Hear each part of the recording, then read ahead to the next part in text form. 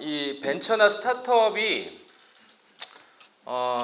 전 세계적으로 어떤 그 용어 자체가 생겨난 게 전 세계적으로 1970년대 말, 80년대 초 정도 됩니다. 여러분들이 잘 알고 계시는 전 세계적으로 벤처 1세대 정도를 꼽으라고 하면 아마 마이크로소프트 정도 될 것 같아요. 근데 우리가 지금은 마이크로소프트를 벤처나 스타트업이라고 생각 안 하잖아요. 그런데 마이크로소프트가 이 벤처로 등장한 시점이 지금으로부터 불과 윈도우 이전에 도스를 출시한 시점이 지금으로부터 30년이 조금 더 됐습니다. 2, 3년 된 것 같네요. 그때 시점으로 해서 이제 실리콘밸리를 중심으로 해서 창업 열풍이 불기 시작했는데, 그 열풍이 우리나라를 비롯해서 전 세계적으로 번져나가기 시작하면서 벤처라는 단어들이 좀 일반화되기 시작을 했고요. 인큐베이팅이라는 용어는 여러분 알고 계시는 것처럼 아이가 태어날 때 좀 일찍 태어나게 되면 몸의 기능이 정상적으로 다 가동을 못하기 때문에 엄마 뱃속과 같은 환경을 만들어주기 위해서 병원에 가면 이제 인큐베이터에 넣잖아요. 그건 저희가 이제 그런 표현 익숙하니까. 근데 이제 기업도 마찬가지인 거죠. 인큐베이터에 아기를 넣는 이유는 이 사람이 정상적으로 성장을 하려면 몸에 여러 가지 이제 기관들이 있지 않아요? 뭐 뇌도 있고, 뭐 눈도 있고, 코도 있고, 손도 있고, 발도 있는데, 엄마 뱃속에서 10개월이 되기 전에 예를 들면 7개월, 8개월 이 정도에서 어떤 이유 때문에 태어나게 되면 몸의 일부 기능들이 정상적으로 가동을 못하게 되죠. 그래서 예를 들면 폐가 다 완성이 안 됐다든지 이렇기 때문에 나머지 시간 동안 엄마 뱃속과 똑같은 환경을 만들어서 모든 기능이 정상적으로 기능을 할 수 있도록 만드는 그 과정, 그 기능을 인큐베이터라고 하고요. 기업도 마찬가지입니다. 이제 좀 전에 창업에 관심 있는 분들 손을 드셨는데, 어떤 기업이 만들어질 때부터 기업이 성장할 수 있는 요소들을 다 갖추고 있는 기업은 거의 없다고 봐야 되거든요. 그러니까 이전까지만 해도 우리가 창업을 할 때는 대부분 이제 1인 창업을 생각을 하고 있었고, 최근에 와서야 팀 창업이라는 개념들이 많이 도입되기 시작을 하는데, 그렇다 보니까 이제 부족한 부분들이 너무 많죠. 그래서 이제 여러분들이 태어나던 20세기의 창업가들에게 요구되는 가장 중요한 어떤 기질은 슈퍼맨이었거든요. 한 사람이서 모든 역할을 다 해내야 되는 슈퍼맨으로서의 역량을 필요로 했는데, 여러분이 이제 좋은 시대에 태어난 게 지금은 한 사람에게 완벽한 능력을 다 요구하기보다는, 내가 예를 들면 기술을 잘하면 이제 다 공대생이신가요? 네네. 이해를 좀 빨리 하실 거라고 생각합니다. 내가 기술 쪽에 장점이 있으면 이제 예를 들면 기술적인 영역만 커버하면 되고, 내가 관리적인 역량이 강하면 관리적인 역량만 커버하면 되고, 그 각각의 역할을 할 수 있는 분들이 팀을 이뤄서 팀 워킹이 되면 되거든요. 요즘은 벤처나 스타트업, 요즘은 이제 스타트업이라는 용어를 많이 쓰는데, 스타트업에 투자를 할 때도 1인 창업자한테는 거의 투자를 하지 않습니다. 이 회사가 급변하는 환경에 노출되더라도 회사를 유지하고 성장시킬 수 있는 팀이 잘 꾸려져 있느냐, 이걸 보고 투자를 하고, 심지어 요즘은 아이템도 중요하지 않게 봐요. 창업하시는 분들 중에 내가 정말 기가 막힌 아이템을 가지고 있다고 생각하시는 분들이 제 생각에는 이 중에도 몇 분 계실 거라고 보는데, 요즘은 아이템보다도 팀을 굉장히 중요하게 생각을 합니다.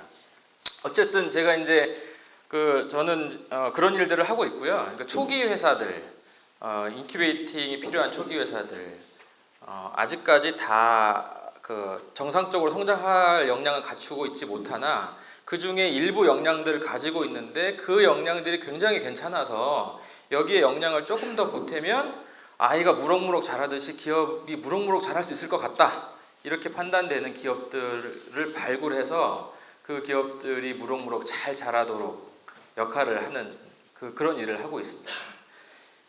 요즘 스타트업 인큐베이팅, 엑셀러레이팅 이런 용어들이 최근에 이제 많이 일반화됐는데 그런 역할을 하는 분들이 국내에 저를 포함해서 한 10분 정도 계시는 것 같아요. 대부분 이제 2009년 정도 이후에 이제 시작이 됐는데 창업에 관심 있는 분들은 많이 아실 텐데 본엔젤스의 장병규 대표 같은 분이 2009년에 이제 그 본엔젤스라는 벤처 캐피탈을 설립하셨고 또 이 스타트업계 거의 스타급 반열에 계시는 프라이머의 권도균 대표님 같은 분이 2011년, 12년에 이제 엔젤 투자를 전문적으로 하는 투자사를 설립하시고 이렇게 됐는데 제가 인큐베이팅을 하게 된 과정은 굉장히 좀 단순했습니다. 제가 대학교 4학년을 시작할 무렵에 그때 전 창업을 결심했는데요. 창업을 결심해서도 아는 게 별로 없어서 그냥 맨땅에 헤딩하는 식으로 졸업하자마자 창업을 했고 제 능력이 아니고 정말 기회가 좋아서 1년 만에 엑싯을 하게 됐어요. 그리고 나서 우연한 기회에 이제 그 당시에는 스타트업이라는 용어를 안 썼기 때문에 벤처라는 말이 일반적이었는데 벤처 인큐베이팅이라는 걸 우연히 알게 되고 그래서 이제 자연스럽게 시작을 하게 됐죠. 인큐베이팅을 자연스럽게 시작했던 게 인큐베이팅이나 엑셀러레이팅도 당연스럽게 실리콘밸리에서 먼저 시작이 됐는데 원래 인큐베이팅이나 엑셀러레이팅은 대략 짐작하시겠지만 창업을 해보고 창업과 성장과 엑싯이라는 이런 전체 프로세스를 경험을 해본 사람이 제일 잘하게 돼 있거든요. 그 과정을 거치지 않은 사람이 그 과정을 겪는 사람들의 입장이나 환경을 이해하기가 어렵잖아요. 근데 우연한 기회에 이제 인큐베이팅을 요청을 받았는데 가서 보니까 저는 그 당시에 그런 용어도 몰랐지만 가서 보니까 제가 아무것도 모르고 그냥 장밋빛 꿈만 가지고 사업 계획서를 쓰고 사람을 모으고 그다음에 돈이 없으니까 투자 받으러 다니고 영업하러 다니고 개발하고 이런 과정들을 거의 그대로 하는 거더라고요. 그러면서 좀 가능성 있는 친구들, 뜻이 좋은 친구들을 도울 수 있는 그런 일들이어서 자연스럽게 시작을 하게 됐는데 그게 이제 제 지금 천직이 된 거죠. 제가 창업을 하게 된 과정은 되게 단순했는데 제가 대학 생활을 거의 유령처럼 했어요. 이게 시골에서 대학을 올 때 시골에서 이제 처음 서울을 와본 겁니다. 근데 제가 이제 시골에서 점수가 애매해가지고 대학을 떨어지면 집이 너무 어려워가지고 국립대 말고는 갈 수 있는 상황이 못 됐고 점수가 애매하게 이렇게 걸려서 이제 서울대를 지원을 하게 됐는데 제가 이 공대, 지금은 공대를 졸업했지만 그 당시만 해도 제가 원래 초등학교 때부터 제 꿈이 문학가가 되는 거였거든요. 제가 약간 좀 문학 냄새가 좀 나지 않습니까? 예, 좀 이럴 때 좀 빵 터져 주셔야 되는데 좀, 예. 그래가지고 이제 현실 타협으로 이렇게 국문과를 나오면 먹고 살기 힘들다 그래가지고 저희 때는 이제 제가 학력고사에서 끝에서 두 번째 세대인데 이제 국문과 나오면 먹고 살기 힘들다 그래서 어쩔 수 없이 이제 이과를 선택을 했는데 제가 교수님 소개해 주신 대로 화학공학과를 졸업을 했는데 결국은 이제 시골 동네에서 재수를 해가지고 학교를 들어갔어요. 그런데 이제 화학공학과를 선택한 이유가 너무너무 단순해요. 이과를 제가 배경 설명을 하는 이유가 그 뒤에 내용을 좀 설명해 드리기 위한 것인데 이과를 선택을 했는데 이렇게 대학교과 진로를 선택하다 보니까 잘 알 수가 없는 거죠. 전기공학과를 선택하셨을 때 전기공학이 정말 좋아서 선택하신 분 있으신가요? 한번 손들어 봐주실래요? 그래도 있네요. 저는 없을 줄 알았어요. 농담인데 이것도 소화가 잘 안 되는 것 같습니다. 네. 저는 이제 그 화학공학과를 왜 선택을 했냐면 일단은 이과를 가면 순수 학문보다는 응용 학문이 그래도 좀 좋겠다 생각을 했는데 왜 화학공학이냐? 고등학교 2학년 때 그 화학 실험 시간에 불꽃 반응 실험을 하는데 불꽃 색깔이 너무 아름답더라고요. 그래가지고 화학공학을 선택하게 됐습니다. 근데 대학에 와서 보니까 정작 제가 원하는 과를 선택해서 왔는데 화학공학과를 딱 와서 보니까 화학보다 물리를 잘해야 되는 거예요. 그래서 저는 물리는 완전히 젬병이었거든요. 제가 화학하고 생물을 잘했는데 물리는 완전히 젬병이어서 대학 생활을 너무너무 힘들게 했어요. 이 성격도 그 당시에는 굉장히 내성적이어가지고 학교를 거의 유령처럼 다녀서 적응을 못한 거죠. 제 지금 성격으로 보면 아마 고려대가 좀 잘 맞을 것도 같은데 그때는 이제 그 서울에 와서 좌절을 한 이유가 두 가지가 있었어요. 재수하고 나서 시험 치러 왔을 때 좌절을 첫 번째 한 번 했는데 저희 때는 이제 자기가 지원하는 학교에 가서 그 시험을 치게 돼 있었거든요. 그래서 이제 제가 그나마 좀 물거먹는 게 고등학교를 굉장히 좋은 데를 나왔어요. 그 여러분도 많이 공부하셨을 그 수학의 정석을 쓰신 홍성대 이사장님이 지은 상상고를 나왔는데 지금은 이제 명문 사립이지만 그때는 뺑뺑이였거든요. 근데 뺑뺑이였지만 이제 서울대를 많이 보내야 된다는 부담이 있어가지고 저희 때는 이제 그 1년에 한 40~50명씩 서울대 시험을 쳤는데 평준화인데도 불구하고 버스를 대절을 해가지고 이제 그 엄청 막히는 길을 거쳐서 한 10시간 버스를 타고 밤에 한 10시 반에 신림동에 딱 내렸는데 이제 시험 보는 학생이 많으니까 신림동 앞에 이제 그 여관촌이 있잖아요. 거기 여관 하나를 통째로 빌려서 거기서 시험 보기 전까지 3일 동안 합숙을 하거든요. 근데 차 안에서 거의 뭐 기진맥진 해가지고 그 신림동에 딱 내려서 드디어 이제 서울 공기를 흡입하는데 지나가는 사람들이 뭐라고 하냐면 어머 쟤네들 시골에서 왔나 봐. 그래가지고 바짝 쫄았어요. 그래서 시험을 망쳤죠. 그때는 또 제가 요즘은 아무렇지도 않게 쓰는 그 좌변기를 한 번도 써본 적이 없었습니다. 그래서 시험 볼 때까지 3일 동안 화장실을 못 갔어요. 어쨌든 그게 제가 떨어졌다는 거를 첫 번째 떨어지고 두 번째 합격했다는 걸 정당화시키는 내용은 아니고요. 어쨌든 이제 대학 생활을 하는데 그 두 번째 이제 좌절했던 게 뭐냐면 학교를 딱 합격해서 들어갔는데 이 분위기가 적응이 안 되는 거예요. 전국에서 아이들이 이제 왔는데 서울 친구들, 뭐 경상도 친구들, 저는 이제 집이 전주니까 전라도 친구들 다 왔는데 이 서로 너무너무 즐겁게 이야기를 하고 막 웃고 노는데 그 내용을 가만히 들어보니까 뭐냐면 서로를 깎아내리는 농담인 거죠. 근데 저는 그런 게 적응이 안 돼가지고 더군다나 그때는 뭐 성격도 그렇죠. 술도 안 먹죠. 그러니까 거의 대학 생활을 루저로 보내서 저희 동기가 65명인데 졸업할 때까지 저랑 얘기를 한 번도 안 해본 친구가 한 10명 이상 됐거든요.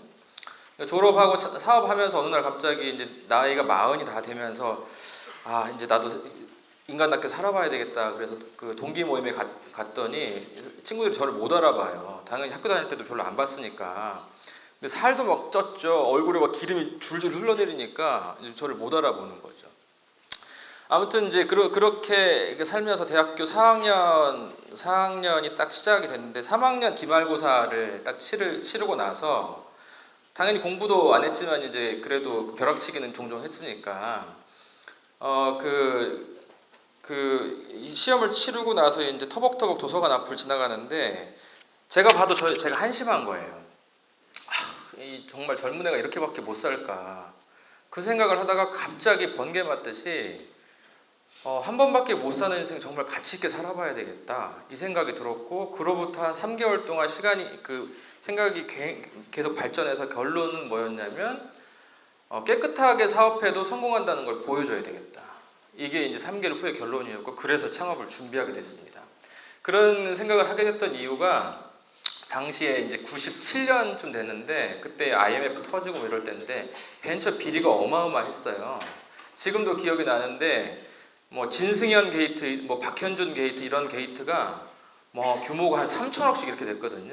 그러니까 27살밖에 안 된 친구들이 묻지마 투자로 한 3천억씩 끌어 모아가지고 그거 가지고 뭐 비싼 술집 가고 막 이러다가 정작 투자금에 대해서 뭔가 이제 보상을 해야 될 때가 됐을 때 그런 부분에 대해서 전혀 사업 내용이 없다 보니까 이제 기성세대의 방법을 따라가기 시작한 거죠. 리베이트 주고 뭐 이렇게 뭐 이권 챙기고 이런 것들이 이제 터져나가던 시기여서 아마 그렇게 돼서 자연스럽게 이제 그런 생각을 하게 됐던 것 같은데 결과적으로 지금 제 나이가 지금 이제 45인데요.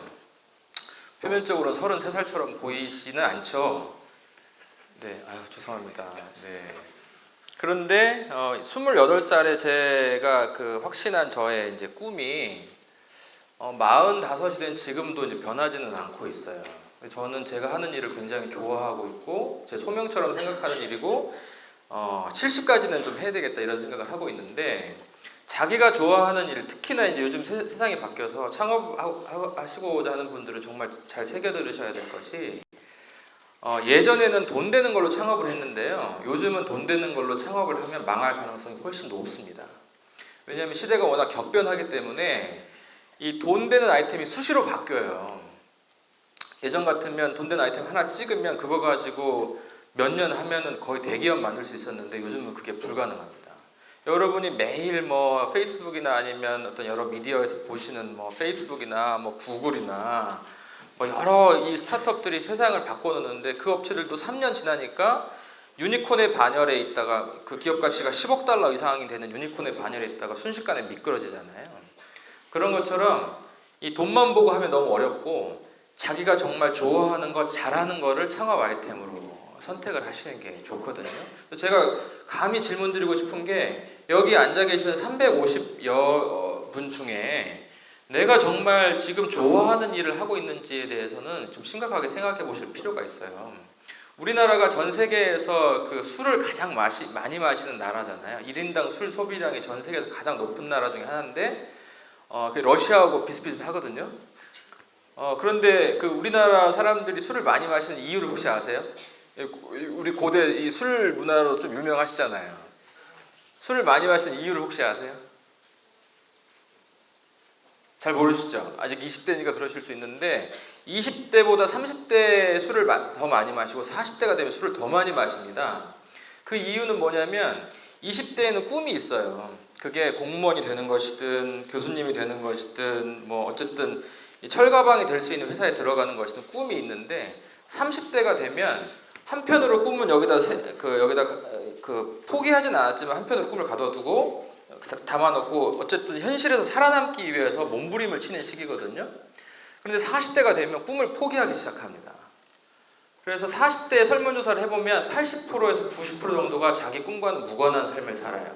왜냐하면 이제 어쩔 수 없는 현실을 받아들이는 거죠. 결혼을 해서 가족을 부양해야 되고 여러 가지 이유들이 있어서 자기 꿈을 포기하기 때문에 그 어떻게 보면 아쉬움을 달래기 위해서 술을 엄청나게 퍼먹죠. 그냥 먹지 않고 퍼먹거든요. 우리나라처럼 전 세계에서 또 술을 잘 섞어 마시는 나라도 또 드물어요. 그러니까 그 다 이유들이 있습니다. 우리나라의 제가 다양한 분야의 산업을 인큐베이팅 하기 때문에 재밌는 말씀을 잠깐 드리면 우리나라 맥주는 전 세계에서 되게 맛이 없다고 하잖아요. 우리나라 맥주 좋아하시는 분 손 들어보세요. 예. 소주 좋아하시는 분. 예. 폭탄을 좋아하시는 분. 여기 계시네요. 네. 우리나라 맥주가 전 세계에서 되게 맛없다. 심지어 어떤 그 외국 기자가 우리나라 그 남한의 맥주가 대동강 맥주보다 맛이 없다 이런 얘기를 하는데 제가 실제로 먹어봐도 대동강 맥주보다 남한 맥주가 맛이 없어요. 근데 우리나라 맥주가 맛이 없는 이유는 우리나라 사람은 맥주를 그냥 맥주 상태로 마시지 않고 소맥이나 폭탄을 만들어 먹기 때문에 목넘김이 좋아야 되거든요. 그래서 목넘김을 목적으로 만들었기 때문에 일단 맛이 없어요. 일단 양으로 승부하는 맥주거든요. 아무튼 그런 것 때문에 이제 술을 많이 마시게 되는데 결국은 자기가 좋아하는 걸 찾지 못하면 여기 앉아 계신 분들도 10년, 20년 지나면 똑같은 현상이 벌어질 수도 있어요. 그러니까 꿈을 자기가 정말 좋아하는 거를 잘 찾으셔야 된다. 제가 너무 장황하게 설명을 드렸는데 오늘 제목이 너무 거창한데요. 우리가 살고 있는 현재가 어떤 세상인지를 이제 빠른 속도로 좀 설명을 드리겠습니다. 말씀을 드릴 텐데 제가 그 학부 졸업생이고 대학 그 졸업 논문을 뭘 썼는지 기억도 안 나기 때문에 저의 전문성은 너무 검증하려고 하지 마시고 제 개인적인 생각이니까 그냥 편하게 들어주시면 좋을 것 같은데요. 우리가 살고 있는 그 세상은 참 설명하기 어려운 세상이에요. 지금의 그 대학생이나 대학원생들이 참 고민이 많을 수밖에 없겠다 싶은 것이 저희 때는 저 이제 그 공대생들이 되게 2학년, 3학년이 제일 바쁘잖아요. 그래도 1학년 때는 놀거나 2학년 때는 좀 놀았는데 요즘은 얘기를 들어보면 대학에 입학하자마자 놀 수가 없다 그러더라고요. 1학년 때부터 이제 취업 준비해야 되고 진로 준비해야 되니까. 그런데 제가 봤을 때는 이렇게 놀아본 사람이 나중에 일도 잘하고 또 자기가 좋아하는 것도 잘 찾는 것 같은데 너무 이제 사회 다수가 요구하는 옳다고 생각하는 길만 향해 가다 보니까 그런 게 참 어려운 것 같아요. 그래서 과연 내가 어떤 세상에 살고 있느냐 이 고민을 진지하게 해본 분들도 저는 많지 않을 거라고 생각을 하는데요. 지금 세상을 이렇게 아주 간단하게 요약을 해보자면 예측이 되지 않는 시대라고 할 수 있을 것 같습니다. 특히 우리가 공대에서나 아니면 경영대에서 어떤 예측을 할 때 예측을 하는 어떤 솔루션들이 있잖아요. 그런데 그런 솔루션들이 잘 안 먹혀요. 요즘은 공학의 영역이나 자연과학의 영역은 좀 쉬울 수도 있겠는데 현실 세계는 그것이 쉽지가 않습니다. 그래서 우리가 여전히 자본주의 시대에 살고 있는 것 같지만 전 세계 석학들이 모인 다보스 포럼에서 2012년인가에 이미 자본주의 시대는 끝났다고 선언을 했거든요. 그 이유는 뭐냐면 자본주의 시대로 해석이 안 되는 거예요. 여러분 중에 혹시 신발, 슈즈, 탐스 슈즈 신고 계신 분 계시나요? 하나 가지고 있다. 탐스 슈즈. 계시네요. 탐스 슈즈를 왜 사셨어요? 저 모자 쓴 친구. 네. 이뻐서. 또 저분은 좀 특이한 분이시고요. 탐스 슈즈 같은 경우는 예를 들면 자본주의 방식으로는 해석이 안 되는 상품이거든요. 그 회사의 이제 그 브랜드의 컨셉이 뭐냐면 신발 한 켤레를 사면 신발이 필요하지만 신발이 없는 제3세계 어린이들에게 무상으로 신발 한 켤레를 주겠다는 컨셉이잖아요. 그 컨셉 때문에 전 세계적으로 굉장히 긍정적인 반향을 일으켰고 소위 이제 셀러브리티들이 그 신발들을 많이 사기 시작을 했죠. 그런데 그게 자본주의 방식으로 생각을 하면 해석이 안 됩니다. 왜냐하면 자본주의 방식으로 제가 얘기를 해보면 자 신발 한 켤레를 사. 그런데 너는 두 켤레 값을 지불해. 이거거든요. 탐스 슈즈를 자본주의 방식으로 해석하면 그럼 자본주의 시대에 사는 사람들이 누가 그거를 좋다고 하겠습니까? 그런데 사람들은 원가를 생각하지 않고 탐스 슈즈를 열광적으로 사기 시작했단 말이죠. 왜냐하면 자본주의 시대에는 먹히지 않던 새로운 가치가 사람들에게 먹히기 시작했기 때문이거든요. 하나의 예에 불과하지만 지금은 예측이 되지 않는 시대를 살고 있어서 자본주의를 가르치시는 경제학 교수님들이 굉장히 난감해하는 시대가 됐습니다. 그러면 새로운 시대를 해석할 수 있는 자본주의를 대체하는 새로운 어떤 새로운 학문이 등장했느냐? 아직 등장하지 않았어요. 그래서 이제 최근에 다양한 어떤 이론들이 주목을 받는데 예를 들면 대학가에서도 유명했던 토마 피케티의 21세기 자본이라든지 또 자본주의를 해석되지 않는 시대를 해석할 수 있는 새로운 틀들, 새로운 이론들을 계속 내놓기 시작을 하는 거죠.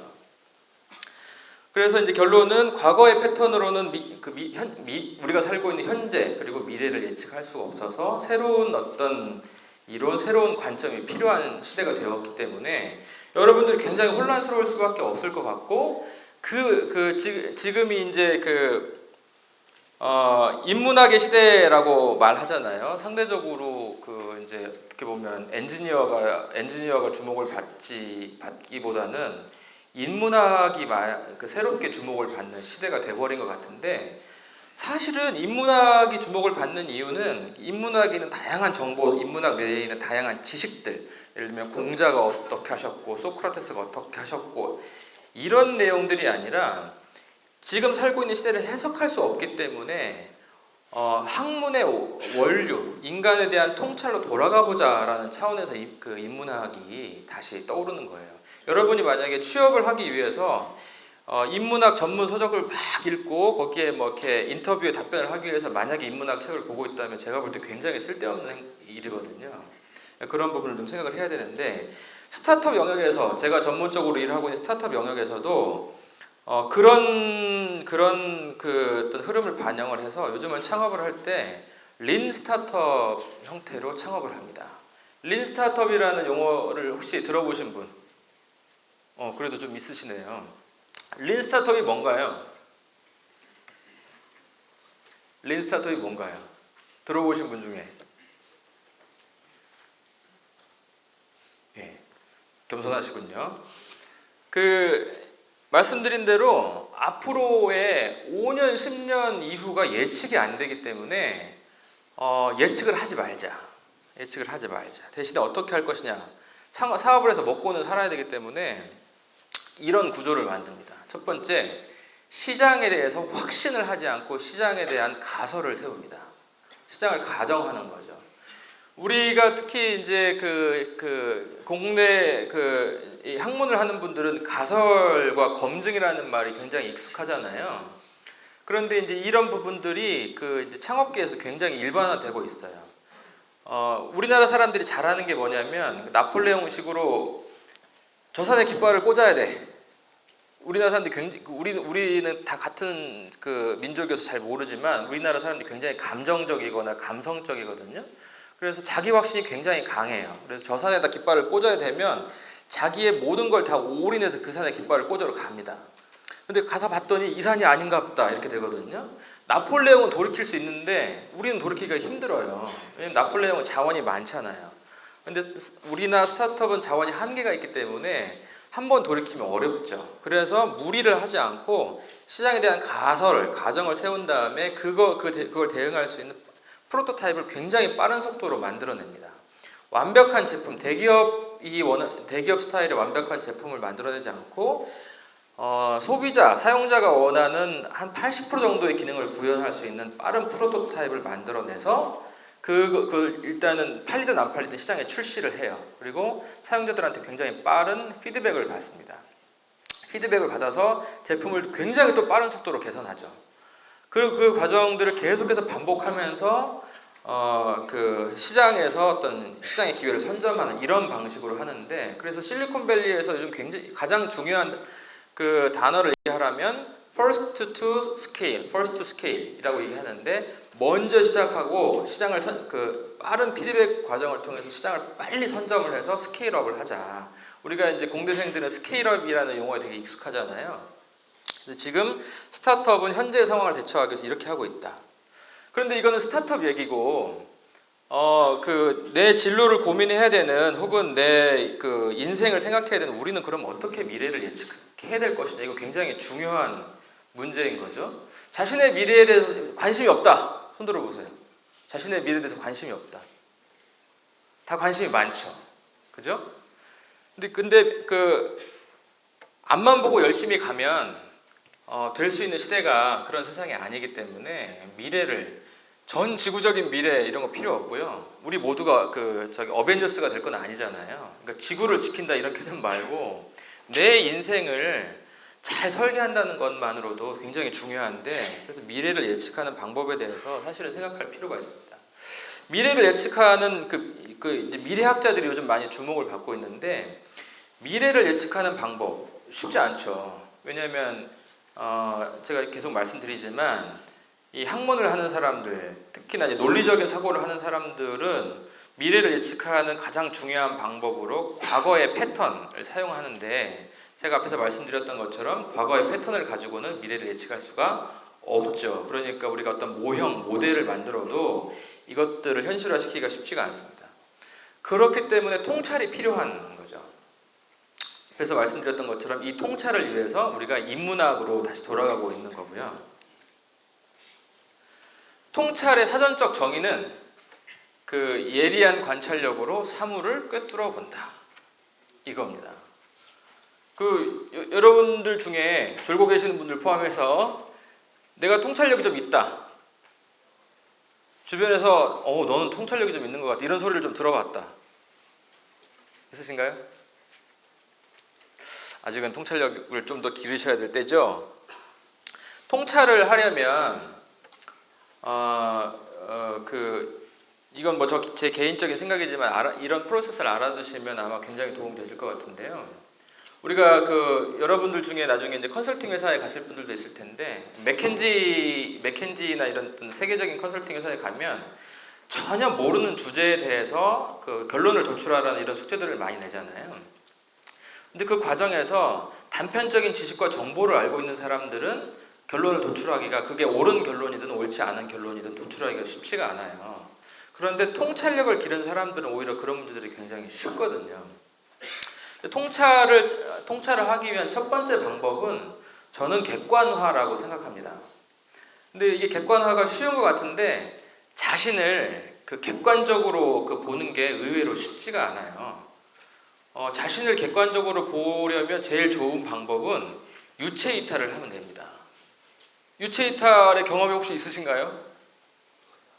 쉽지 않죠. 근데 우리가 가끔 어디 무슨 소설 같은 데나 아니면 무슨 믿거나 말거나 이런 데 보면 내가 일시적으로 죽었는데 내 영혼이 빠져나가가지고 내 몸의 바깥에서 나를 본다 이런 경험을 믿거나 말거나 하는 분들의 얘기가 나오잖아요. 그런데 자기가 여러분들 중에도 나는 정말 객관적인 사람이야 라고 생각하시는 분들도 있을 텐데 의외로 우리가 객관화를 하기가 쉽지가 않아요. 자기가 객관적이라고 주장하는 분들이 책을 쓰거나 이렇게 만약에 어떤 선동가가 되거나 무슨 이제 다른 사람들을 가르치는 일을 하게 되면 사실 굉장히 위험해집니다. 객관이 아닌 주관인데 그게 이제 진리라고 요구하는 주장하는 분들이 굉장히 위험한데 그런 분들이 교주가 되는 경우가 많아요. 우리나라의 특정 종교를 말씀드려서 좀 죄송하지만 우리나라에서 전 세계에 가장 많은 예수가 있습니다. 우리나라에 계룡산 밑에 가면 한 700분쯤 계시거든요.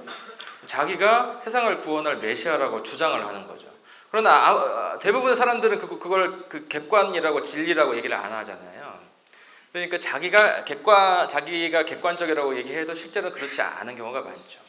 객관화를 할 수 있으려면 흔들리지 않는 것에 집중을 해야 되는데 그거는 팩트죠.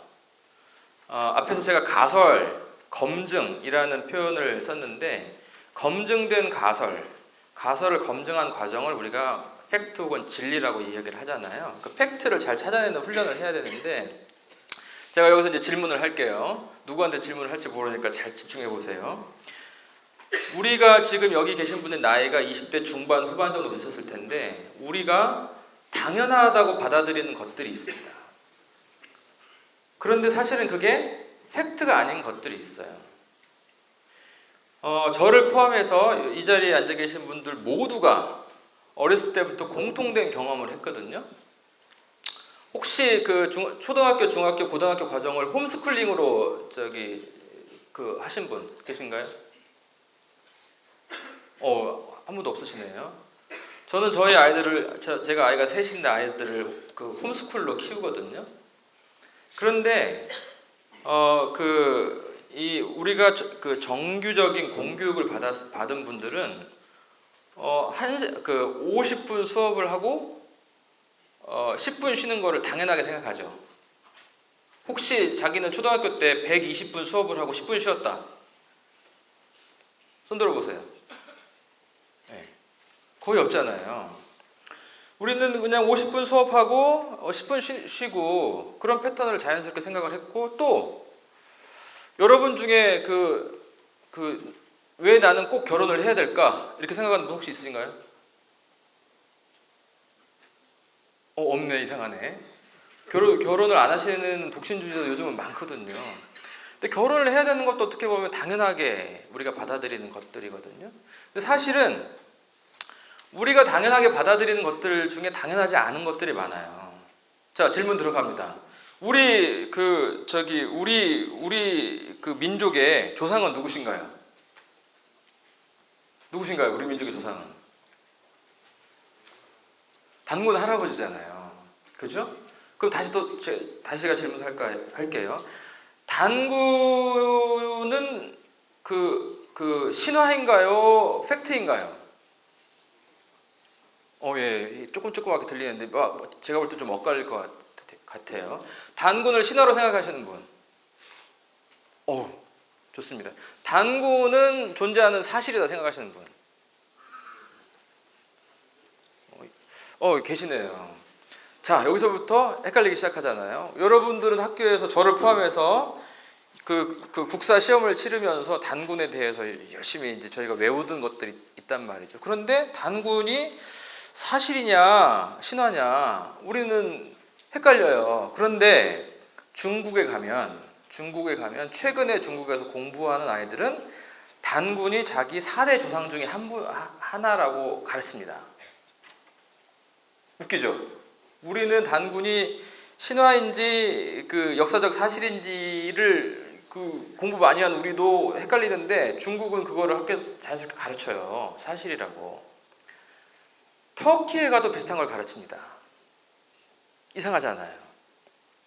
우리가 사실이라고 대한민국에서 사실이라고 배우고 당연하게 받아들이는 것들이 그렇지 않은 게 많아요. 자, 또 질문하겠습니다. 여러분 중에 호모 사피엔스가 아니면 손 들어보세요. 나는 내가 호모 사피엔스가 아니라고 생각한다. 나는 내가 아무리 생각해도 호모 네안데르탈 같다. 어이가 없어 제 질문이. 그런데 우리가 인간이 언제부터 호모 사피엔스였을까요? 왜 호모 사피엔스가 아닌 인간은 존재하지 않을까요? 우리가 그런 것들을 너무 당연한 것처럼 받아들이는 것들이 사실은 팩트가 아닌 것들도 많고 팩트이기 시작한 게 불과 얼마 되지 않은 거죠. 지금으로부터 아주 짧은 과거인 15만 년 전에는 호모 사피엔스 말고 호모 네안데르탈도 살았고 우리가 학교 다닐 때 많이 배웠던 자바원인도 살았고 많이 살았어요. 그런데 15만 년 전부터 한 7만 년 사이에 호모 사피엔스를 제외한 당시의 인간들은 다 어떤 이유인지 알 수 없지만 다 전멸했거든요. 그 이유를 아무도 몰라요. 우리가 인류 문명의 기원이라고 말하는 수메르 문명, 지금으로부터 짧게 보면 5,000년, 길게 보면 7,000년에서 한 10,000년 사이에 존재했던 수메르 문명이 인류의 기원, 문명의 기원이라고 얘기하잖아요. 그런데 그게 정말일까요? 의심을 해보신 분 손 들어보세요. 없네. 그러면 안 되는데. 실제로 인류의 기원이 아닐 수도 있어요. 그런데 우리는 인류의 기원이라고 배웠단 말이죠. 그런데 전 세계에서 1만 년 전에 3만 년 전에 인류가 살았던 유적들이 막 발굴되고 있는데 우리가 질문을 던지는 부분이 익숙하지 않다는 거죠. 그러면 아마 제가 던지는 질문에 여러분들 중에 생각을 하시는 분들이 있는데 우리가 당연하게 받아들이는 것들, 자본주의를 포함해서 산업혁명을 포함해서 당연하게 받아들이는 것들은 사실은 누군가 개인과 집단이 혹은 시대정신이 만들어둔 어떤 프레임이거든요. 우리가 프레임에 사실은 갇혀 살고 있는 거예요. 누군가 혹은 인류가 진화해오면서 만들어진 프레임을 우리는 팩트로 받아들이고 있는 건데 자, 여기서부터 이제 좀 제가 책 장사를 좀 해보겠습니다. 여기서부터 미래학자들이 지금 해석이 안 되는 시대를 예측하기 위해서 노력하기 시작한 게 지금으로부터 한 30년 전부터이거든요.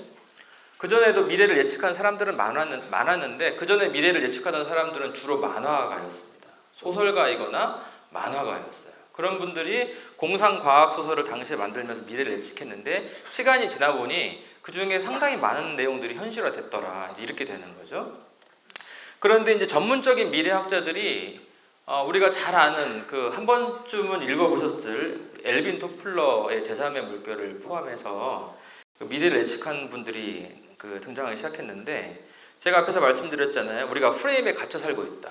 그런데 어느 인간도 빠져나갈 수 있는 기본적인 프레임들이 있습니다.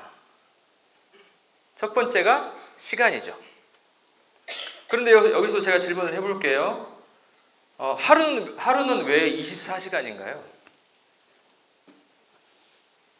1시간은 왜 60분이죠? 61분이면 안 되나요?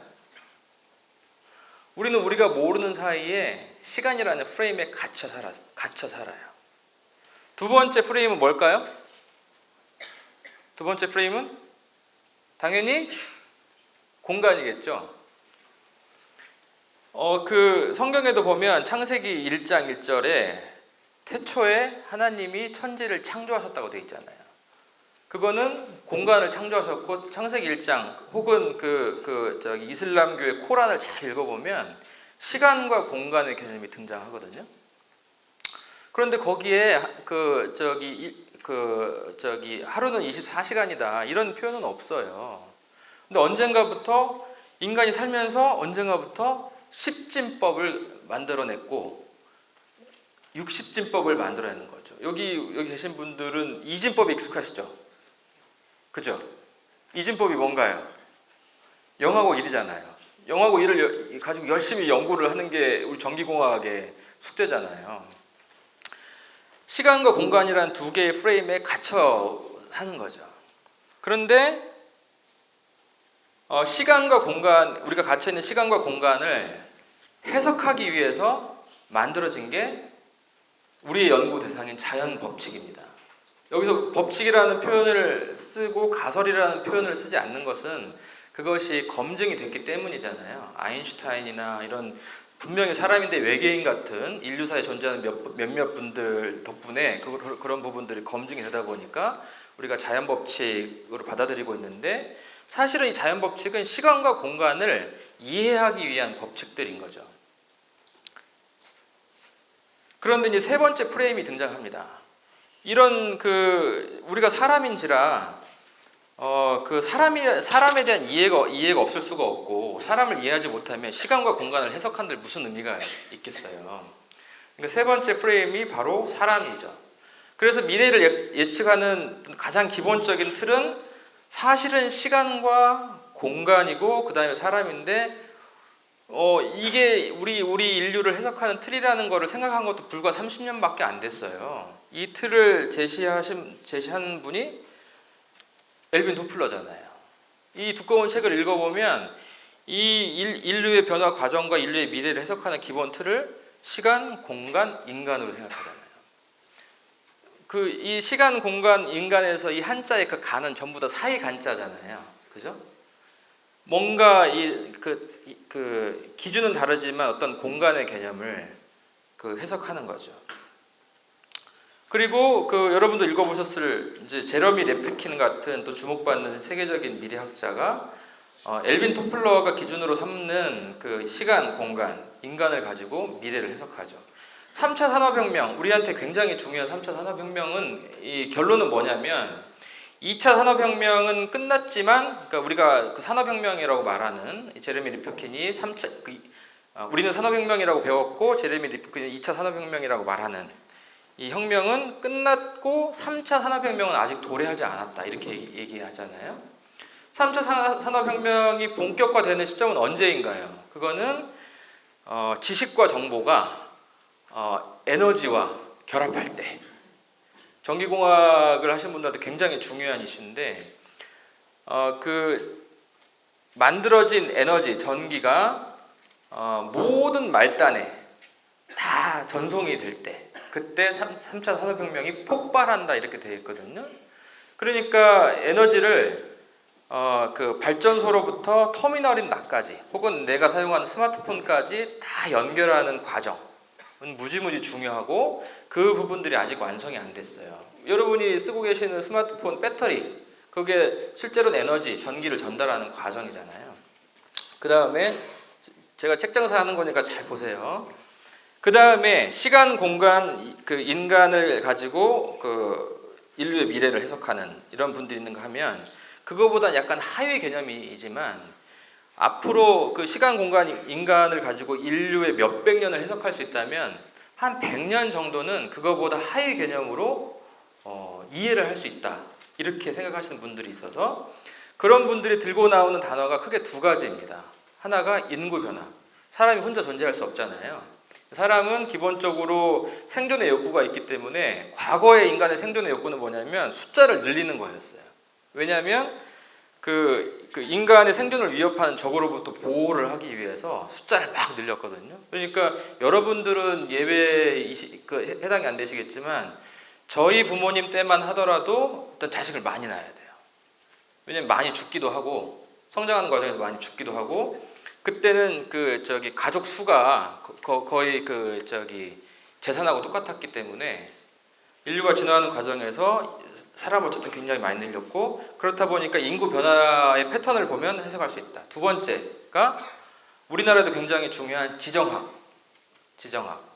예를 들면 폴란드라는 나라가 있고 대한민국이 있고 일본이 있고 중국이 있는데 국가들 간의 관계 이런 부분을 가지고 한 100년 정도의 미래는 해석할 수가 있는 거죠.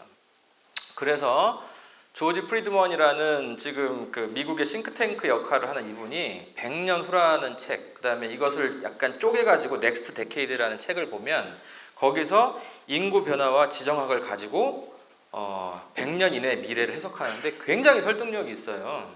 이 책에 보면 우리가 여러분들도 이렇게 무슨 에세이를 쓸 때나 이렇게 많이 인용할 수 있는 중국과 미국의 관계에서 이 책이 나온 지가 이미 몇 년이 됐는데 거기서 앞으로 100년 동안은 절대 중국이 미국의 패권을 넘볼 수 없다 이렇게 얘기하고 있거든요. 왜 그럴까요? 이 책을 읽어보신 분 왜 그럴까요? 저는 그 내용에 동의를 하는데 적어도 100년 동안은 중국이 미국의 패권을 넘볼 수 없다.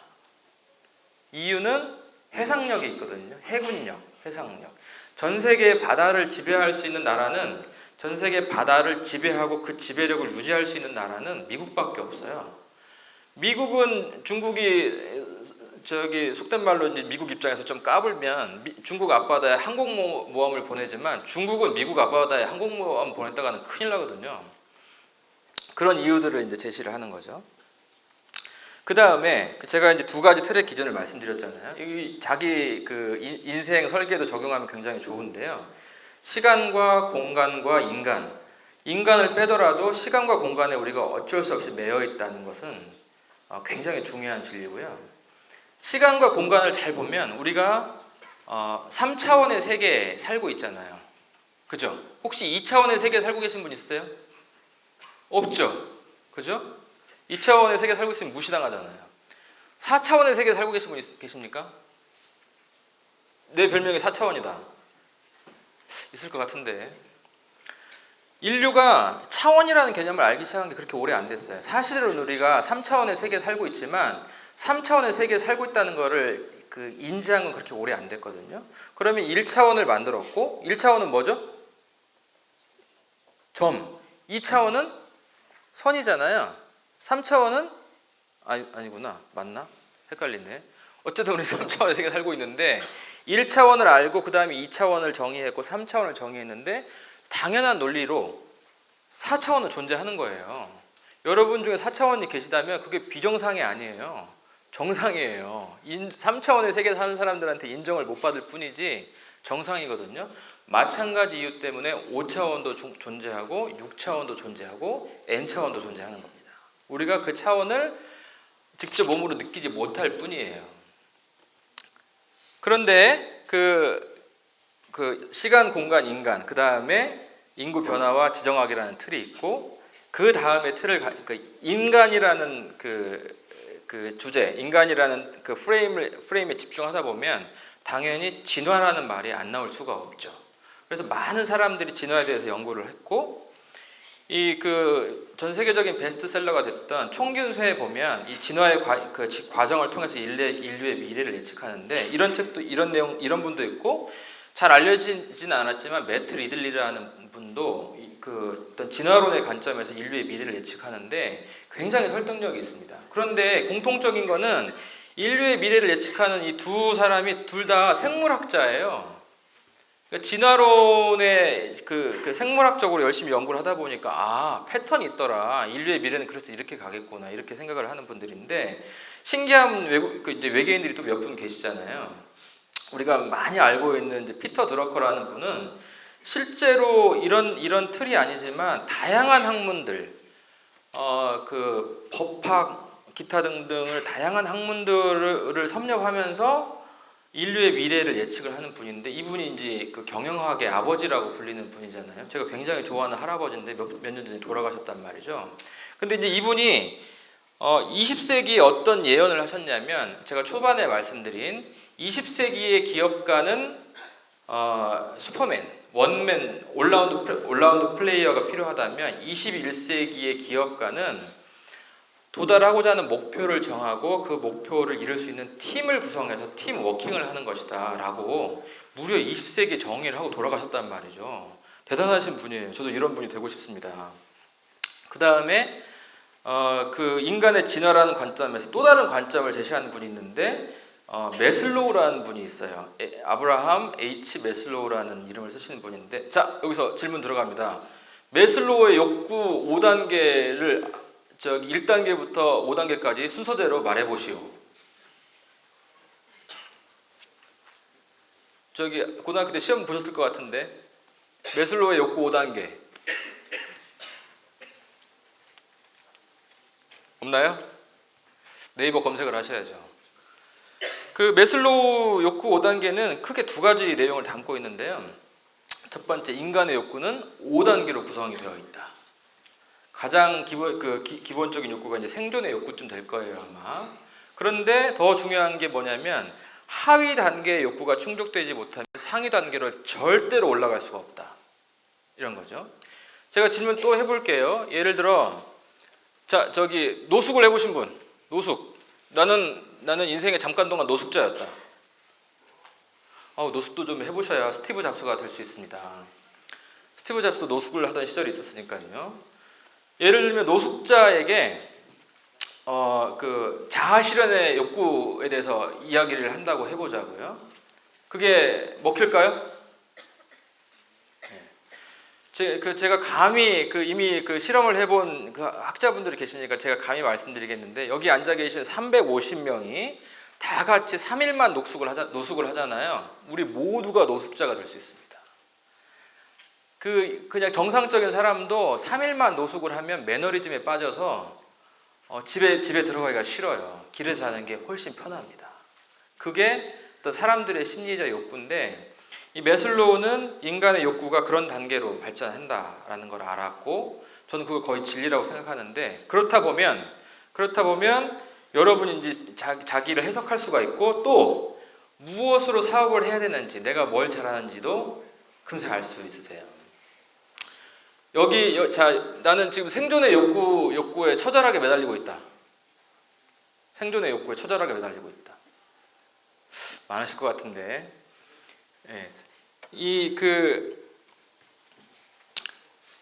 잘 아셔야 될 것이 어떤 사업을 하시려고 하는 분들은 인간의 욕구, 정말 지금 사람들이 필요로 하는 욕구는 무엇일까를 찾아내셔야 돼요. 그 중에 내가 잘하는 게 뭘까? 이거를 찾아내시면 성공할 가능성이 매우 높죠. 인간의 욕구 5가지는 절대 변하지 않는데 지금 시대의 욕구는 변하게 되어 있습니다. 제가 예를 들면 주머니에 동전이 300원밖에 없는데 5만 원짜리 탐스 슈즈를 사고 싶은 욕구가 전혀 없겠죠. 그렇죠? 저한테 필요한 욕구는 300원을 가지고 100원짜리 밥을 풍성하게 먹고 100원을 여윳돈으로 쓰고 100원을 가지고 커피 한 잔을 마실 수 있는 욕구가 저한테는 굉장히 중요한 거잖아요. 그런 욕구들을 찾아내면 자기 생활에도 굉장히 큰 변화가 있는데 이제 결론을 이제 말씀드릴게요. 자기 인생에 비전이 있다. 조는 분도 좀 깨서 이 질문 좀 답을 하셔야 될 것 같아요. 나는 내 인생에 비전이 있다. 손 들어보세요. 손 내려주시고 좋아요. 제가 질문을 반대로 할게요. 나는 내 인생에 비전이 없다. 손 들어보세요. 손 들면 좀 이상할 것 같으니까 겁나죠. 이 질문이 굉장히 중요한 게 앞에 닥치는 일을 치고 나가다 보면 비전이고 뭐고 생각을 못하는 시기가 있거든요. 근데 여러분이 내 인생에 굳이 비전이 아니라도 설계를 하지 않고 있다고 하면 여러분들의 미래가 굉장히 어두울 수밖에 없어요. 제가 좋은 대학 나왔잖아요. 여러분 지금 좋은 대학을 다니고 계시는데 제가 이제 서울대를 나왔다니 것에 대해서 저는 솔직히 자부심이 없어요. 그런데 누가 서울대 나왔다고 저한테 얘기하면 우와 이렇게 얘기하면 제가 항상 하는 얘기가 있거든요. 대한민국에서 대형 사고 치는 그 50%는 대형 사고 치는 사람들의 50%는 그 학교 출신이라고 제가 꼭 얘기해요. 사실이거든요. 여러분이 좋은 대학을 나왔다고 해서 여러분의 미래를 보장받지 못한다는 건 여러분도 알고 있잖아요. 그렇죠? 그래서 그러면 그게 여러분들한테 생존에 굉장히 중요한 이슈일 수 있는데 분명히 자기 비전을 가져야 되는데 이 비전은 통찰이 없으면 만들어지지가 않아요. 통찰을 반드시 가지셔야 되는데 정리 멘트를 하면 여러분들이 생각하고 있는 것 중에 사실 혹은 진리라고 생각하는 것 중에 상당히 많은 부분은 단지 가설에 불과할 수 있습니다. 그 가설과 진리를 잘 구분하셔야 되는데 이미 훌륭하신 분들이 그 가설과 진리를 구분한 틀로 사용했던 프레임들이 몇 개가 있어요. 우리가 그분들이 만들어둔 프레임대로 그냥 살고 있었던 것인데 그분들이 만들었던 프레임을 넘어서 굉장히 기본적인 진리에 가까운 그걸 찾아내야 되는 거죠. 우리가 이제 그 공학도니까 바뀌지 않는 것들 몇 가지가 있거든요. 첫 번째, 에너지 보존의 법칙. 뭔가요? 에너지 보존의 법칙. 에너지 보존의 법칙은 온 우주에 존재하는 에너지의 총합은 절대 변하지 않는다. 이거잖아요. 에너지는 형태만 바뀔 뿐 에너지의 총량은 변하지 않는다. 그렇잖아요. 두 번째, 엔트로피의 법칙. 뭔가요? 뭐죠? 아우 다 잘 아시면서 겸손하시기는. 엔트로피의 법칙은 에너지는 분산도가 낮은 쪽에서 분산도가 높은 쪽으로 흐른다는 거잖아요. 물은 당연히 높은 데서 낮은 데로 흐르죠. 그런 것들이죠. 이런 것들이 여러분의 생활하고 그 실제로 과학의 영역 혹은 공학의 영역하고 무관하게 움직일 필요가 없다는 거죠. 그런 부분들이 그런 부분들을 사실 하나로 다 연결할 수 있는 거는 공학도가 제가 볼 땐 제일 유리하다고 생각을 하거든요. 근데 그것이 여러분이 지금 공부하고 있는 학문과 따로 놀아버리면 별로 의미가 없어요. 그런 부분들이 자기 삶을 이해하는데 자연스럽게 하나가 되어야 됩니다. 그래야만 자기 자신, 그다음에 인간에 대한 이해를 할 수가 있는 거죠. 자, 마지막 질문 제가 3개 해보겠습니다. 인간에 대한 이해는 굉장히 중요한데 여기서는 이제 진리가 아니라 관점의 차이가 벌어질 수 있거든요. 인간은 이기적인가요? 나는 이기적이다 생각하시는 분, 저기 계시네요. 자연스러운 거예요. 인간은 이기적일 수 있습니다. 나는 이타적이다. 없으신가요? 우리가 모두 이기적인 인간으로 살면 안 되는데 최근에 등장하는 개념은 이타적인 이기주의자. 굉장히 좋은 연구를 하신 그 애덤 그랜트라는 분이 계시는데 그분은 성공하는 모든 사람을 3종류로 구분할 수 있다. 첫 번째, 테이커, 남의 것을 뺏어서 생존하려는 사람. 두 번째, 기버, 내 건 필요 없고 다 주려고 하는 사람. 세 번째, 매처, 기브 앤 테이크. 나는 기브 앤 테이크 익숙하다. 우리가 기브 앤 테이크 익숙하잖아요, 다. 그죠? 기브 앤 테이크가 자연스러운 우리가 사람들이잖아요. 그런데 세상을 변화시키고 인류를 더 아름답게 더 진화되도록 만드는 사람들은 의외로 매처가 아니라 기버다. 굉장히 훌륭한 내용을 말씀하셨는데 기버가 그냥 무작정 퍼주는 기버가 아니라 이타적인 이기주의자입니다. 다른 사람이 성공해야 내가 성공한다라고 확신하는 사람들이 세상을 변화시켰다라는 것들을 이제 정리해서 얘기를 했는데 저는 이게 정말 진리라고 생각하거든요. 공학도는 그 세상을 변화시키기에 가장 적합한 사람들이기 때문에 저는 여러분들이 이런 통찰을 꼭 가지시기를 바라는데 그 다음에 인간에 대한 이해, 가장 중요한 거 우리가 뭘 이렇게 사업을 할 때 뭘로 사업을 해야 될까 혹은 이제 인류가 어떻게 갈까 이런 거 얘기하면 가장 기본적인 욕구, 매슬로우의 욕구 5단계 가장 1차원적인 욕구, 생존의 욕구를 이해를 하면 되는데요. 생존의 욕구를 좀 쉽게 풀었으면 인간은 태어나는 순간부터 죽음을 두려워합니다. 자, 죽음이 두렵지 않은 분. 죽음이 두렵지 않은 분. 죽음이 두려운 분. 이도저도 아닌 분. 우리는 태어날 때부터 죽음을 두려워하죠. 그래서 인류사에서 가장 성공한 사람들은 항상 불로초를 찾아요. 진시황이 불로초를 찾기 위해서 사신을 제주도까지 보냈다는 거 아니에요. 결국은 못 찾았지만. 여러분이 잘 알고 있는 그 국내 최고의 애니메이션 캐릭터 라바 아시죠?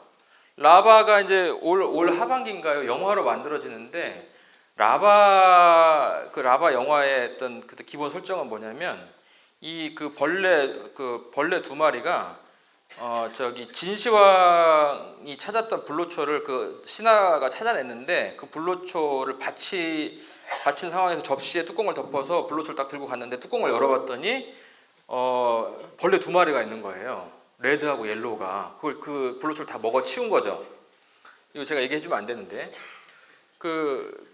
그래서 결국은 스토리가 어떻게 되느냐, 이 벌레 두 마리를 다시 잡아서 즙을 짜서 그거를 다시 진시황이 먹기 위해서 그 혈투를 벌인다, 뭐 이런 내용인데, 어쨌든 인간은 태어난 순간부터 죽음을 두려워하기 때문에 앞으로 의료와 먹거리와 모든 방법은 죽지 않는 방법을 연구를 하게 되어 있습니다. 그래서 최근에 그 이슈가 되고 있는 사피엔스라는 책을 보면 호모 사피엔스의 진화는 끝났다. 앞으로 100년 지나면 호모 사피엔스의 진화는 끝나고 그때부터는 인간과 기계가 결합한다, 이렇게 전망하고 있잖아요. 그 이유는 죽기 싫으니까 그렇게 됩니다. 그래서 호모 사피엔스 진화가 끝났다, 이렇게 이제 얘기할 수 있는데, 이제 결론을 말씀드리면 오늘 제가 말씀드리려고 했던 건 뭐냐면, 우리가 살고 있는 시대는 제가 두 가지 말씀드리면, 하나, 우리가 살고 있는 시대는 과거의 패턴을 가지고는 해석이 안 된다. 두 번째, 통찰을 해야 된다. 근데 만약에 통찰을 하지 않으면 비전을 제시할 수 없다. 그거는 뭐 꼭 국가, 인류가 아니라 우리 개인과 여러분이 속해 있는 가정, 그다음에 여러분들이 앞으로 만들 가족도 마찬가지다. 이 말씀을 드리고 싶었습니다. 감사합니다.